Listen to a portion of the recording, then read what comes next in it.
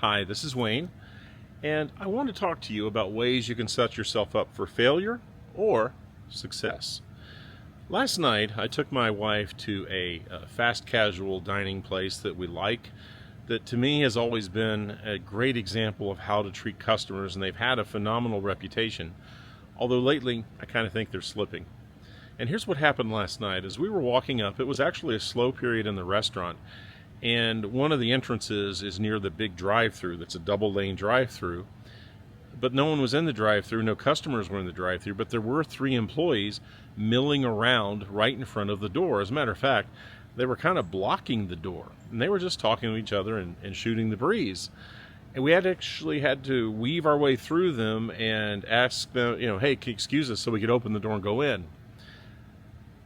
And I thought it was kind of strange that in the past, well, we'll talk about that in a minute. Well, a week ago, I took my wife and my adult son to Walt Disney World, and we stayed in a hotel there. And we went through security, and then we checked into the front desk. And as we were checking in at the front desk, as we were walking to the front desk, my son said, "Dad, I think somebody just said our name." And I said, "Really?" And there was an employee standing near the front door in a costume.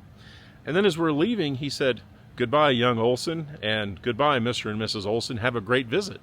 And my son had heard our name called, and he said it again and remembered our names 20 minutes later as we were leaving. Apparently, the security guard who had let us in the parking lot radioed ahead and gave them a description of us and said, "These people will be checking in. Here are their names." I got to tell you, having that man mention our names made us all happy and set us up for success. After that, everything that happened during the stay was fantastic. It was more of the same. Last night at that other restaurant, what would have happened instead of blocking the door? The young men in front of the door actually opened it for us and said, "Hey, come on inside and have a good meal." Now, granted, opening the door is not a big deal, but it shows you care. And there's another lesson here too. Dale Carnegie said, "The sweetest sound in any language is the sound of one person's own name." When you remember somebody, when you remember their name, you make them special. So the next time you have an opportunity, be sure to set yourself up for success like the hotel at Walt Disney World did, or for failure like the local fast food place did.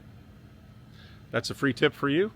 For more information or to talk to me about speaking to your organization or training your organization, go to wayneolson.com. Thank you.